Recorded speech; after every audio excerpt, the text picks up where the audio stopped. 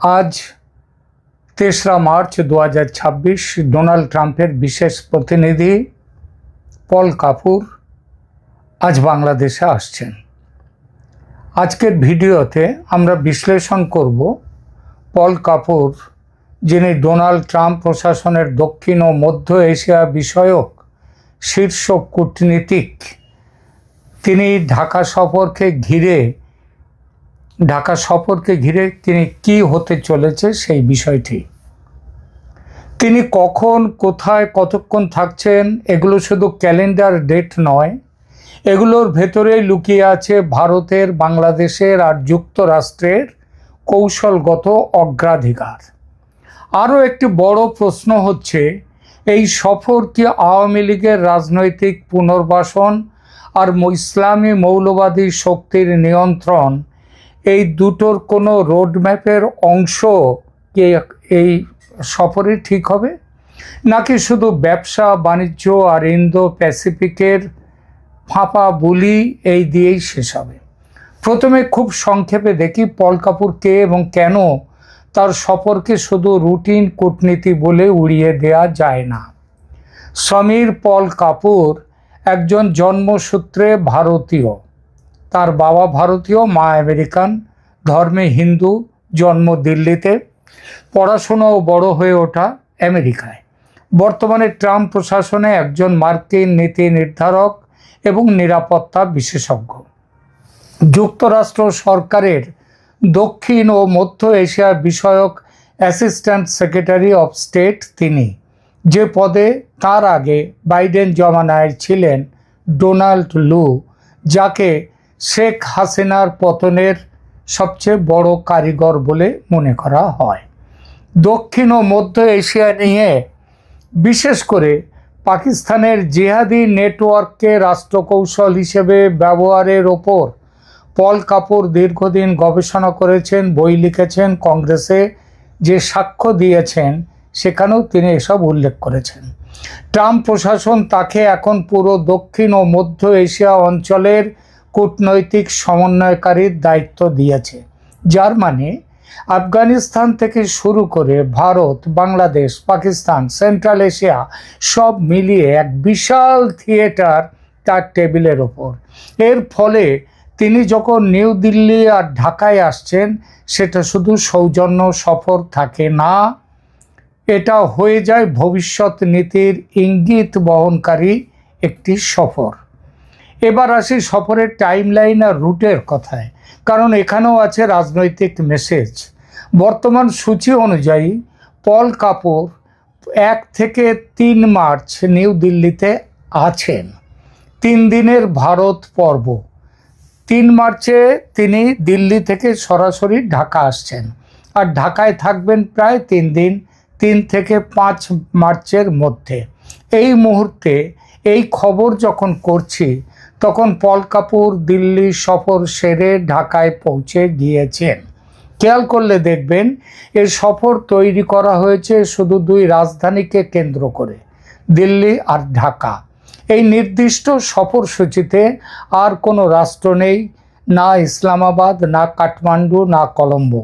অর্থাৎ এই রাউন্ডে ওয়াশিংটন তার ফোকাস রেখেছে স্পষ্টভাবে ভারত, বাংলাদেশ এই অ্যাক্সিস বা অক্ষের ওপর। এখন আসি মূল বিশ্লেষণে। দিল্লি পর্বে ভারতের অগ্রাধিকার কি হয়ে থাকতে পারে, আর সেখান থেকে বাংলাদেশের জন্য কি মেসেজ তৈরি হয়েছে। ভারতের দৃষ্টিতে পল কাপুরের সফরে 3টি প্রধান স্তর আছে। 1, ইন্দো প্যাসিফিক আর চীনকে ঘিরে কৌশলগত সমন্বয়। ভারত চাইছে যুক্তরাষ্ট্র আনুষ্ঠানিকভাবে স্বীকার করুক দক্ষিণ এশিয়া আর পশ্চিম ইন্দো প্যাসিফিকের অ্যাঙ্কার স্টেট, অর্থাৎ মূল খেলোয়াড় হলো ভারত, এটা ঠিক করে নিক। এই ন্যারেটিভের ভেতরেই বাংলাদেশকে দেখা হয় সেকেন্ড রিং ফ্রন্টলাইন হিসেবে, অর্থাৎ ভারতের চারপাশের সেই বৃত্ত যেটাকে চীনের অতিরিক্ত প্রভাব থেকে দূরে রাখতে চায় দিল্লি, ওয়াশিংটন। বাংলাদেশ প্রসঙ্গে ভারতীয় ইনপুট দিল্লিতে বসে কাপুরের সঙ্গে ভারতীয় নীতির নির্ধারকরা স্পষ্ট করে ফেলেছেন ইতিমধ্যে, এবং সেখানে বাংলাদেশের প্রসঙ্গ তুলেছেনই। বাংলাদেশের নতুন রাজনৈতিক বাস্তবতায় আওয়ামী লীগ নিষিদ্ধ অবস্থায় বিএনপি নেতৃত্বাধীন সরকার, জামায়াত ও ইসলামী শক্তির পুনর্গঠন, ভারতে কাকে তারা প্রেডিক্টেবল পার্টনার হিসেবে দেখবে, এই প্রশ্নটাই দিল্লির জন্য সেন্ট্রাল বা কেন্দ্রীয় ভাবনা। ভারত চাইবে যুক্তরাষ্ট্রের ন্যারেটিভের ভেতরে ঢুকিয়ে দিতে দুটো জিনিস। এক, আওয়ামী লীগকে পুরোপুরি গুঁড়িয়ে দিলে সিকিউরিটি ভ্যাকুয়াম তৈরি হবে। দুই, জামাত ও হার্ডকোর ইসলামী শক্তিকে কখনোই মডারেট বা আধুনিক ধরে নেওয়া যাবে না। তিন, কানেক্টিভিটি ও নিরাপত্তা। নর্থ ইস্টের যে সংযোগ, যোগাযোগ, কানেক্টিভিটি, ট্রানজিট, নদী ব্যবস্থাপনা, বন্দর ব্যবহার, এসবই হলো ভারত বাংলাদেশ সম্পর্কের মুখ্য বা প্রধান বা একদম মূল ইস্যু। দিল্লি চাইবে কাপুর যেন বুঝতে পারেন বাংলাদেশের নতুন সরকার এই ফ্রন্টগুলোতে কতটা স্পেস দিতে প্রস্তুত ভারতকে, আর কোথায় বা তাদের রেড লাইন আছে। এই তিন স্তরের আলাপে কাপুর মূলত কমন পজিশন তৈরি করে নেবেন, যা তিনি পরে ঢাকায় গিয়ে নিয়ে যাবেন, সেখানের আলোচনায় রাখবেন। মানে ঢাকার টেবিলে বসার আগেই ভারত কি চায়, ভারতের প্রায়োরিটি পল কাপুরের ব্রিফের ভেতরে ইতিমধ্যে ঢুকে গিয়েছে। এবার ঢাকায় আসার পর কি হবে সেটা ভেঙে দেখি। ঢাকায় কাপুরের অফিসিয়াল এজেন্ডা দ্বিপক্ষীয় বাণিজ্য ও বিনিয়োগ, ডিফেন্স ও সিকিউরিটি সহযোগিতা, ইন্দো প্যাসিফিক ও চীন প্রশ্ন, রোহিঙ্গা সংকট, এবং অবশ্যই নতুন সরকারের গণতান্ত্রিক যে লেজিটিমেসি এবং ভবিষ্যৎ রাজনীতির চেহারা কী হবে সেটা দেখা। বাণিজ্য, ট্রাম্প প্রশাসনের সময় শুরু হওয়া ট্যারিফ, ভিসা বন্ড, মার্কিন অ্যাক্সেস, এগুলোর একটা পরিষ্কার দিক নির্দেশনা বাংলাদেশ চাইবে। ঢাকার লক্ষ্য হবে গার্মেন্টস ও অন্যান্য এক্সপোর্টে ট্যারিফ ও নন ট্যারিফ বাধা কমানো, আমেরিকার থেকে বিনিয়োগ আনতে নির্দিষ্ট প্রজেক্ট লিস্ট সামনে রাখা, যেমন জ্বালানি, liquid natural gas, renewable, logistics, IT, এই ইত্যাদি বিষয়। এই সফরে হয়তো চূড়ান্ত চুক্তি হবে না, কিন্তু একটা যৌথ ওয়ার্কিং গ্রুপ বা টাস্ক ফোর্স ঘোষণা হওয়ার সম্ভাবনা বেশি, যা আগামী 1 বছর ধরে কাজ করবে। নিরাপত্তা ও ডিফেন্স, যুক্তরাষ্ট্রের চোখে বাংলাদেশ একটা ক্রিটিক্যাল জায়গা নিয়ে আছে।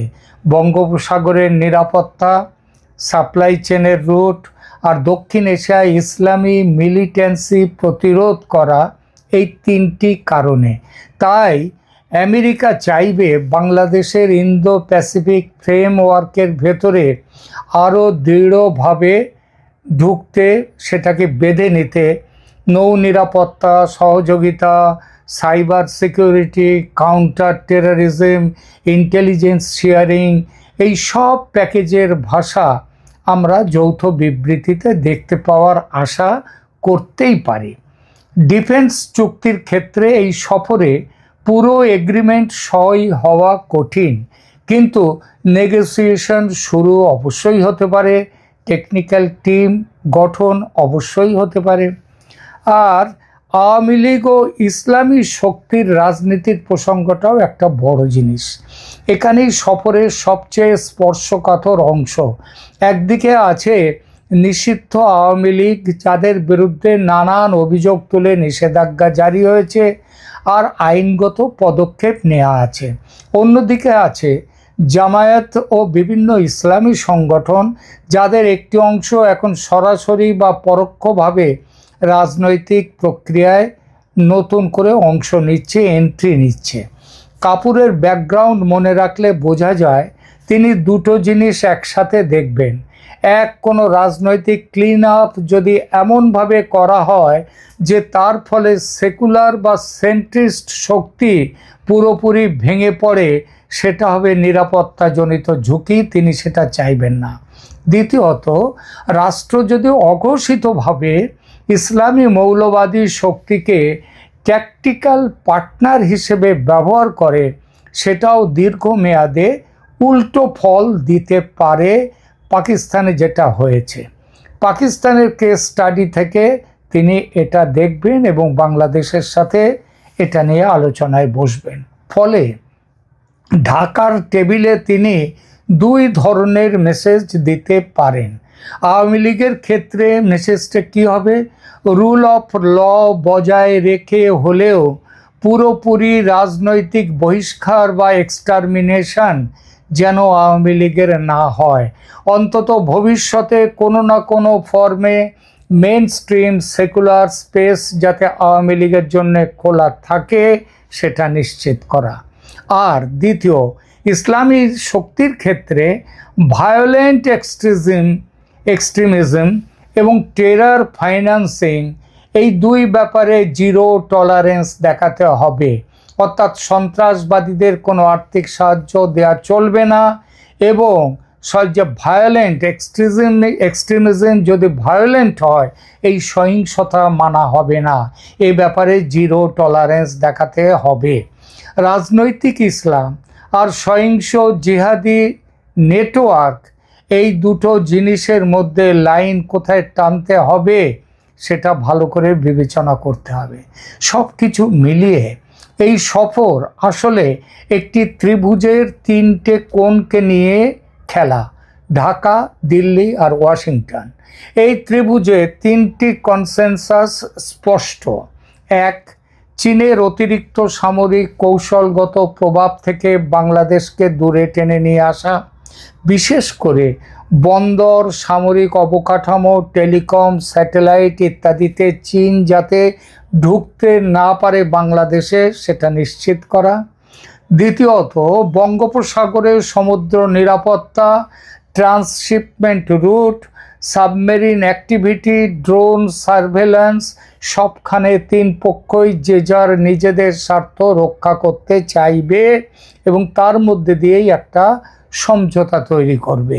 তিন, ভারত বাংলাদেশ সম্পর্ককে স্থিতিশীল রাখা।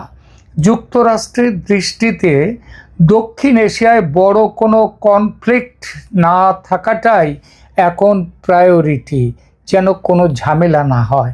ইউক্রেন, মধ্যপ্রাচ্য, তাইওয়ানের মাঝে এদের সাথে আর একটা ফ্রন্ট খোলা হোক, এটা কখনোই ভারত, বাংলাদেশ এবং যুক্তরাষ্ট্র এরা চায় না। কিন্তু টেনশনও আছে। দিল্লি চাইবে জামাত ধারার রাজনীতি যতটা সম্ভব তাদেরকে কন্ট্রোলে, নিয়ন্ত্রণে আনা হোক, আর আওয়ামী লীগ পুরোপুরি অদৃশ্য না হোক, আওয়ামী লীগ মাঠে লেভেল প্লেয়িং ফিল্ড পাক। ওয়াশিংটন চাইবে ডেমোক্রেটিক স্পেস আসুক আওয়ামী লীগের জন্যে। এর ভাষায় বাংলাদেশের ভেতরে সব শান্তিপূর্ণ রাজনৈতিক শক্তির জন্য খেয়াল করবেন, শান্তিপূর্ণ রাজনৈতিক শক্তির জন্য কিছু না কিছু জায়গা থাকুক। আর ঢাকা চাইবে আন্তর্জাতিক চাপের ভেতরেও অভ্যন্তরীণ ক্ষমতার ভারসাম্য নিজের মতো করে ম্যানেজ করতে, কারণ তাদেরকেও তো ভোট করতে হয়, ইসলামী শক্তিদেরকেও দেখতে হয়। পল কাপুরের এই এক সফর, তার মধ্যেই সব সমাধান হবে না, কিন্তু এটা একটা সিগন্যাল কিভাবে যুক্তরাষ্ট্র নতুন সরকারকে দেখছে, কিভাবে ভারত সেই দৃষ্টিভঙ্গির ভেতরে নিজের কেস সাজাচ্ছে, আর ভবিষ্যতে আওয়ামী লীগ ও ইসলামী শক্তি এই দুটোকে কতটা স্পেস বা কত দেয়া হবে বা কতটা নিয়ন্ত্রণ করা হবে তার প্রাথমিক নকশা কিন্তু আঁকা হবে। এই ভিডিওতে আমি চেষ্টা করলাম পল কাপুরের দিল্লি ঢাকা সফরকে কেবল তারিখ সময় দিয়ে না দেখে পুরো রাজনৈতিক কূটনৈতিক কনটেক্সটে ব্যাখ্যা করতে। আগামী কয়েকদিন 2-3 দিন খুব গুরুত্বপূর্ণ। দিল্লি থেকে কী ধরনের যৌথ বিবৃতি আসে এখন অবধি আসেনি। ঢাকায় প্রেস কনফারেন্সে কী শব্দ ব্যবহার করা হয়, আর সফর শেষ হওয়ার পর আওয়ামী লীগ কিংবা জামাত বা ইসলামী শক্তিকে ঘিরে আভ্যন্তরীণ কোনো নীতিগত সিগন্যাল আসে কি না, এগুলোই আমাদের দেখতে হবে। এগুলোই আমাদের বলে দেবে এই সফর কতটা গেম চেঞ্জার আর কতটা রুটিন ড্যামেজ কন্ট্রোল। আপনারা কমেন্টে জানাবেন আপনাদের মতে যুক্তরাষ্ট্র কি সত্যিই আওয়ামী লীগের কোনো পর্যায়ের পুনর্বাসনের জন্য কাজ করবে, নাকি মূল ফোকাস থাকবে শুধু চীন আর ইন্দো প্যাসিফিকেই সীমাবদ্ধ। ভিডিওটা ভালো লাগলে শেয়ার করুন, কমেন্ট করুন, চ্যানেলটা সাবস্ক্রাইব করে পাশে থাকুন। ধন্যবাদ। দেখা হবে পরের এপিসোডে।